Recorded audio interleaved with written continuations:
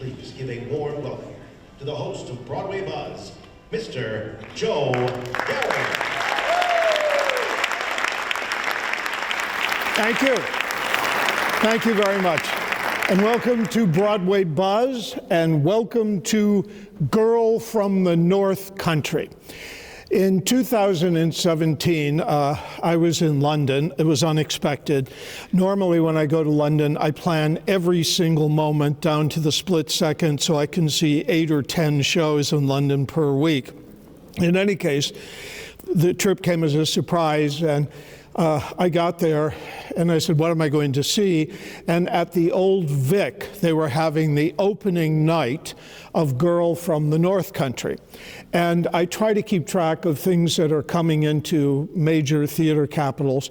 And this wasn't on my radar at all. So I went to see, I don't think I've ever attended a show that I knew nothing about it, other than it said 20 songs by Bob Dylan and a script by Conor McPherson.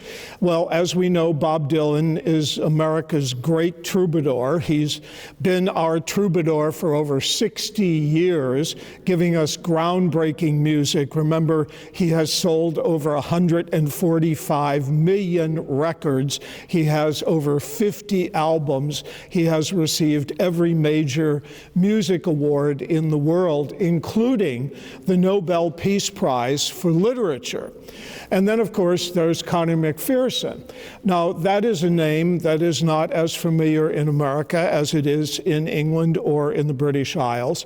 Conor McPherson is an Irish playwright. He is my favorite Irish playwright. And I have to tell you that all of my Irishness comes out every time I talk about him. So you really have to forgive me. I have no objectivity about Conor McPherson. He is really quite extraordinary. So I went to see this work. And by the intermission, I was so blown away that I went to the box office and I bought tickets for the next 2 nights that I was going to be in London. So I saw the original production 3 times.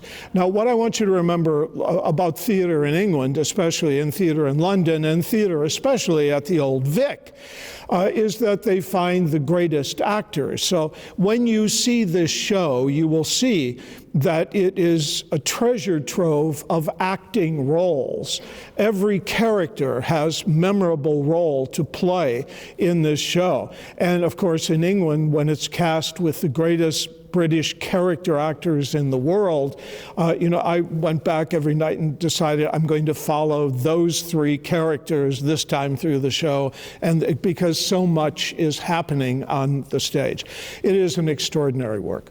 It very quickly moved to the West End in London, where it was wonderfully received. It would win many Olivier Awards. Very quickly, it was optioned for a production in America at the Public Theater. It got to the Public Theater in 2019. As you know, the Public Theater is known for doing original and groundbreaking works. Chorus Line started there, Hamilton started there, and how appropriate that Girl from the North Country should happen there. It opened to rave reviews in New York. Ben Brantley from the New York Times gave it one of the best reviews I ever remember him writing, and he would say a very profound thing. He said, the audience will come closest to witnessing a tragedy, a Greek tragedy on stage, a modern Greek tragedy on stage. And it's absolutely true. It then moved to Broadway, where it opened triumphantly. Tragically, it was in the period of the pandemic, and days after it opened, it had to close because of the pandemic. It would reopen, and I'm happy to say that it is now on a national tour that started in Minnesota at the theater that was owned by Dylan by Bob Dylan. And also, I want you to know that Ray Shepherdson, who saved Playhouse Square, saved that theater in Minneapolis also. So it's a wonderful coincidence that that's where the show would start its national tour. However, on the road, American critics have not really understood this show. And you know, I tell you that occasionally in Cleveland I write poison pen letters. Well, I'm much too old to be doing this, but I'm taking to writing to everyone who's covered the reviews of Girl from the North Country, because they're not understanding what it is. Some critics have talked about the idea of it isn't a traditional Broadway musical. No, it isn't a traditional Broadway musical. And they're trying to make the songs move the story forward, be right for the character at the right moment. They wait for the opening number to be the want song so that they know what the show is going to be about. That's not what this show is. So we can rule out that it is not a traditional Broadway musical. There are those critics that write and say, well, you know, in Hello, Dolly, we know who Dolly is. In Funny Girl, we know that it's Fanny Brice. In Girl from the North Country, who is the girl from the North Country? It's never answered in the story. Well, they're missing the point. Okay, so the next thing is a lot of critics are talking about the idea that, well, it's not really a jukebox musical. We know by definition that a jukebox musical takes the body of work, the songs from a given composer, and they use it in the show. That is what happens in this show. However, they do not take all of the #1 Bob Dylan hits. A majority of the 20 songs of the show are obscure songs that are spectacular in the show. So there are those critics who are looking at it as a jukebox musical saying, well, we're not hearing all the best of Bob Dylan. No, that's not the point of this story. What this is a play with music. And keep in mind, we've had other jukebox musicals that have used original scripts. Mamma Mia, Rock of Ages, We Will Rock You are examples. But in this case, I don't believe I can't think of another jukebox musical where we've had a world-class playwright writing the book for this musical. But again, I want to remind you, it's really a play with music. So in that regard, I want to just for a moment look at some facts about Bob Dylan's life. This story has nothing to do with Bob Dylan.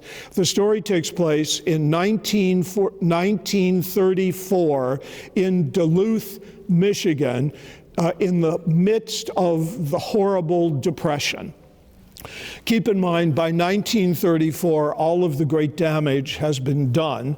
People have lost their homes. People have been unemployed and starving for 4 years. It's a very desperate time. And you know, the recovery is yet to happen. And setting it in Duluth, which is the home of Bob Dylan, and setting it in 1934 gives us the Depression at its ugliest. Keep in mind, Bob Dylan would not be born until 1941, and so Conor McPherson felt very free in that he wanted to use the idiom of where Bob Dylan was born and raised, but he didn't want to use any of the biographical facts, and the story has nothing really to do with Bob Dylan at all. And if you are a very big Bob Dylan fan, one of the things that's going to be surprising to you is that you're going to discover many songs that you may not know, but the other important part is that none of the music is done in the style of Bob Dylan at all. The music, in my mind, is spectacular. It would win for Best Arrangements a special Tony Award, and it deserved that because the arrangements are so compelling, so powerful. They focus on the lyrics in the way that I don't think anyone else who's ever interpreted Bob Dylan has been more successful in doing than Conor McPherson has done in this show. Okay, so we have this original work that's coming to us. It's a very dark tale, and let me just give you a little setup for it, how this all happened. Bob Dylan's production company contacted Conor McPherson in 2016, and they said to him, would you be interested in writing a piece for the theater that used Bob Dylan's music? And initially, Conor McPherson thought, oh, well, how could I possibly do that? I'm a playwright. That's not what I do. But he thought about it, and Conor McPherson likes to do very long walks in the rain. Of course, he lives in Ireland, so of course it's raining. But in any case, in his long walks in the rain, he suddenly had this inspiration. What happened was, he said, it came to me that it's going to be 1934, it's going to be Duluth, Minnesota, and it's going to be the height of the Depression. Further, other things very quickly came to him. He said it's going to be a boarding house run by a man who has a wife who has some form of dementia, who has a son who is alcoholic and unemployed, who has a black adopted daughter who is pregnant, and he's about to lose the boarding house that had been in the family and owned by his father. So, aside from all the indignities that have happened, all of the loss of income, the loss of dignity, the loss of value, suddenly he's about to lose his, only form of income that he has. Also in that house then, there will be a couple, a husband and wife, and a grown son, all staying in one room. This is a businessman who's lost his business. They're absolutely at the end of their rope. The son has very serious mental issues, and it's a very desperate time for that family. There is also a woman living in the house who's a widow, and her husband died, and she's waiting to receive the inheritance from his death. And to complicate things, this widow is having an affair with the man who owns the building. So these are the primary characters in the story. But as you know, in a play, we deal with several things. What exists when the curtain goes up, it's called the status quo, and then what transpires in the course of the play. So something I want you to be aware of about Conor McPherson. He's a wonderfully gifted writer, and he's able to write with very dimensional layers of character. So he's given us this situation. The end of the line, very desperate people at the end of a horrible depression, about to be evicted because the boarding house that they're living in is going to be repossessed by the bank. That's the opening of the story. And it gets darker than that. But in any case, it's done so in the most extraordinary way. Okay, so what happens, as we know in a play, is that the outside forces come in to change the status quo. When you think of a play as a tension pattern. When a playwright tells a story, he sets up where we are, time, place, central action. I told you all of those things came to Conor McPherson, in these long walks that he had, and he would develop this into an extraordinary story. So we always look for, in a play, about midway through the first act, something that is called the inciting moment. And it is that moment when something happens that changes and challenges everything. And in this case, watch the scene where two people come in during a storm. It's a preacher and a boxer, and they've been stranded in Duluth with nowhere to stay. A terrible storm is coming. The time, a few days before Thanksgiving, how ironic is that? And they come to this boarding house where they stay. Their arrival will change everything. And that is the basis for this extraordinary play you're about to see. Now, I want to go back for a moment. When the show opened in New York, and it was reviewed by the New York Times, the critic said, Ben Brantley, who I thought really caught the show perfectly, said, this is as close as you will ever come to seeing a tragedy, as I pointed out before. I just for a moment want to pause and tell you a few things about ancient tragedy so that you can see how Conor McPherson would use this so brilliantly in the telling of the story. Remember, in ancient Greece, this would be, in the Western world, the coming of the great tragedies. And again, we know that the notion of tragedy really came from a mixture of religion and life, and that very often that what a tragedy is about are about the gods in competition with man in some way.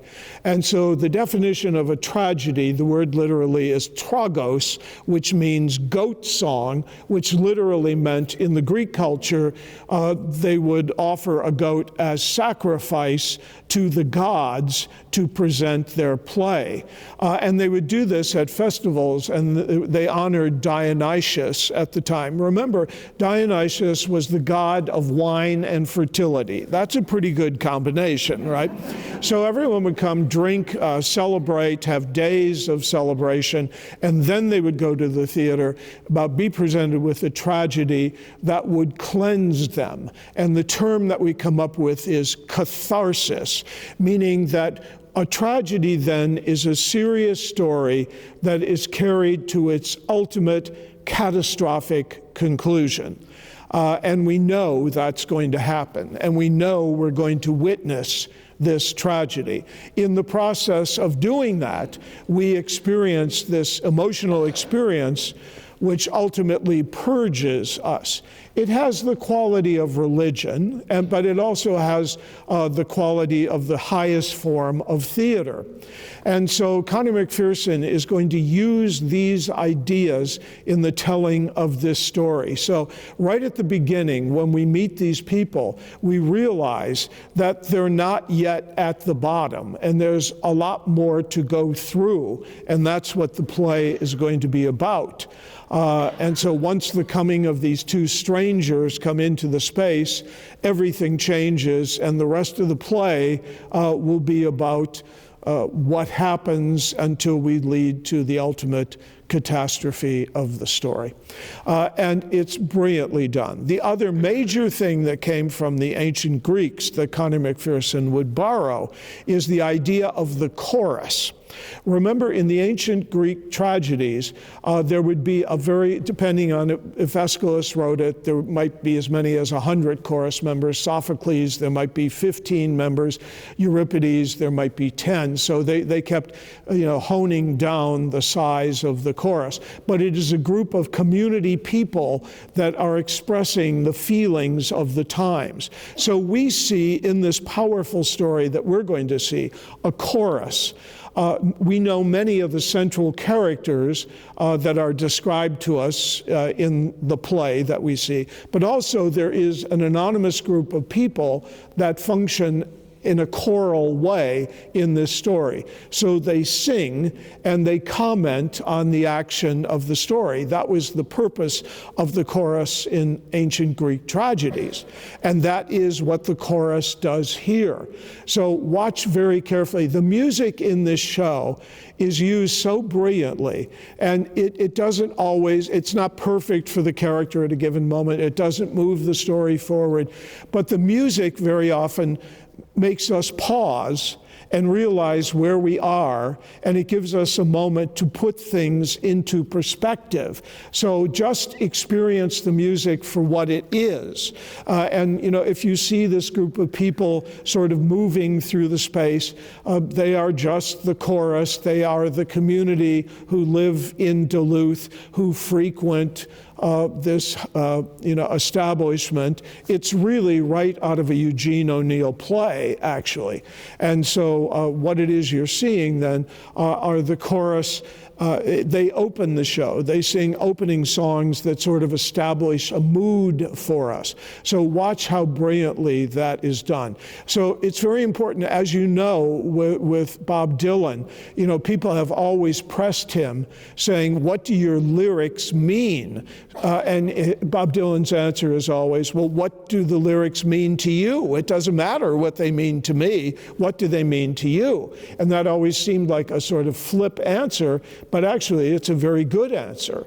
And this is what, Bob Dylan wrote not unlike the way James Joyce wrote. Remember, James Joyce was one of our greatest novelists, and he wrote in a style that was called stream of consciousness, which meant that sometimes you can't really scan a sentence. It doesn't always have a subject, verb, adverb, etc., and you just have to accept it for the imagery that is given off, and that's what you have to do in Bob Dylan's music. And I do have to tell you, when you watch the show tonight, I can't remember his lyrics ever becoming more vivified than they are in the way Conor McPherson uses that music in the show. So relax with the music. Don't think, why is it here? What does it mean? Why is the character singing it at this moment? Just let the experience happen. And Conor McPherson said it was almost like giving a pause so that you have the opportunity of just experiencing the moment and taking in the atmosphere of where you are. So what's so perfect then is, we have a playwright who writes in a kind of style that is not unlike Bob Dylan's music. And so therefore it becomes very singular as you experience the show. It takes you a few minutes to get into the show. You're introduced to characters. And actually, Conor McPherson has given us a narrator who comes out at the very beginning, and he's like the stage manager in our town. And if you remember that brilliant play, the stage manager comes out and sets the stage and say, we're in Grover's Corners, and here are the people you're going to know. And the narrator in this does exactly the same thing.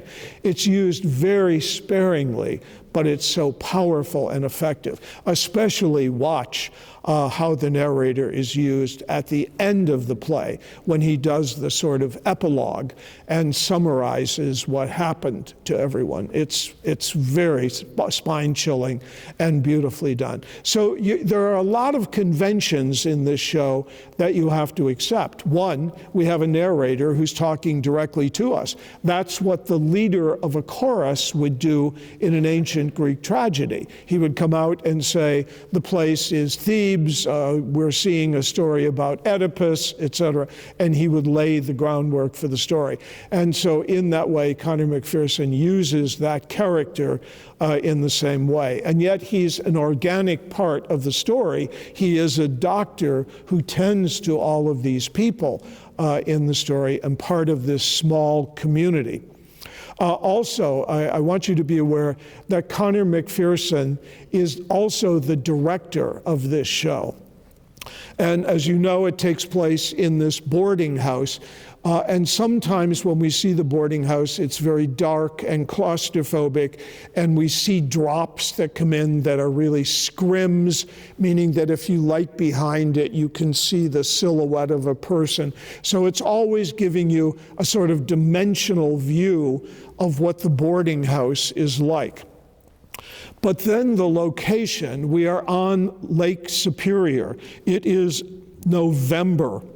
We are about to have the 7 months of terrible weather in Duluth, and watch the brilliant backdrop that happens, how they use that visual of Lake Superior. Sometimes you only see a very small segment of it. Sometimes it fills the stage. It's beautifully done. And then the storyline that Conor McPherson has reflects very much the themes of Bob Dylan.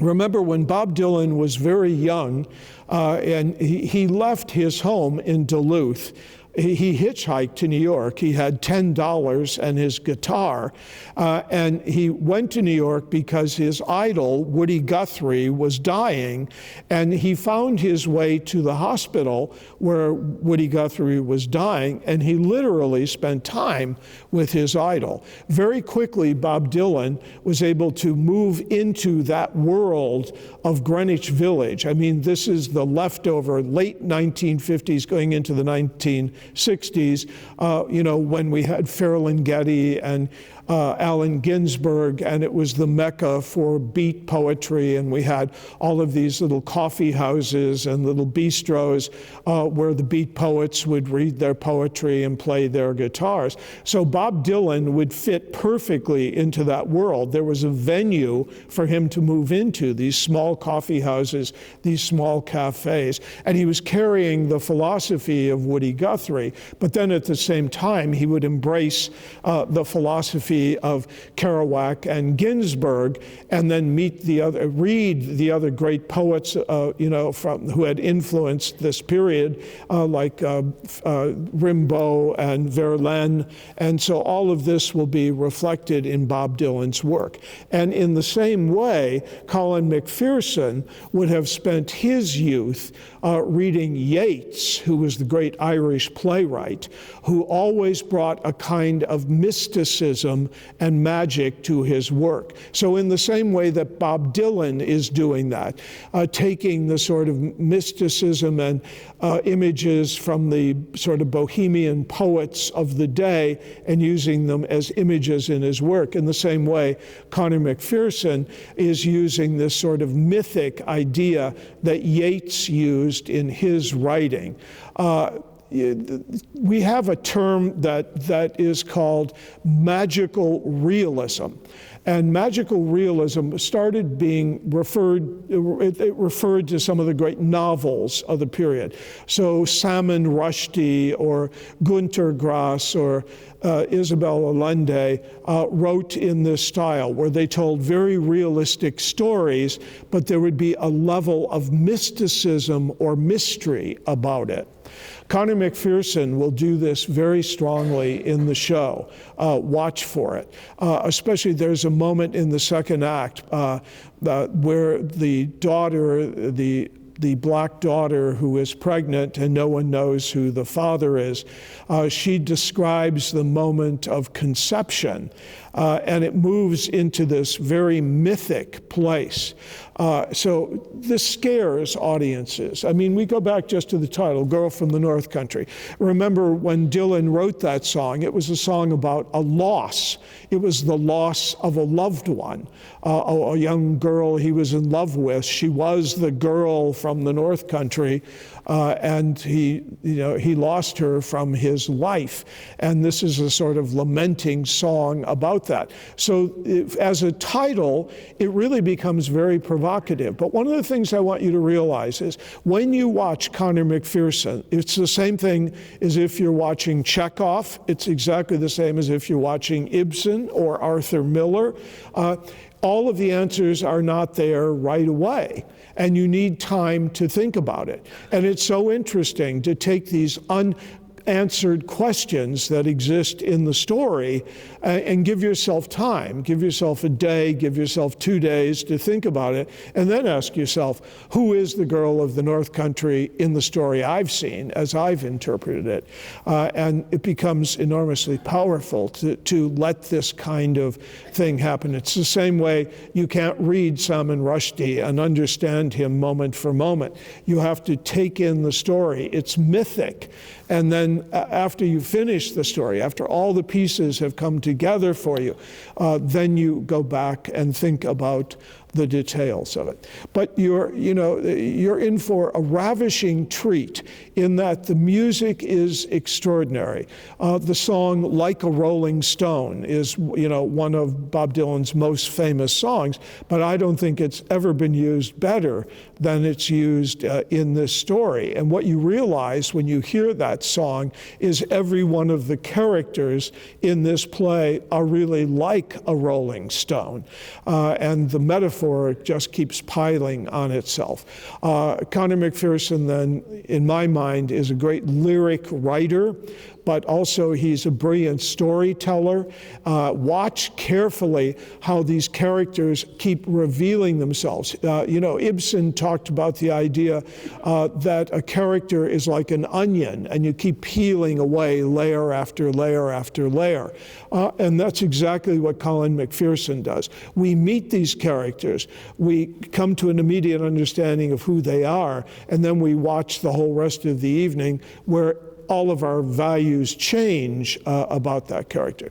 It's magically done. This is a show in the hands of a great songwriter and also in the hands of a great playwright, and very interesting to see how these two forces come together in this extraordinary work. It is a very unusual piece of theater, and I just want you to be relaxed as you watch it, and it's not important to say, oh, I understand it moment by moment by moment.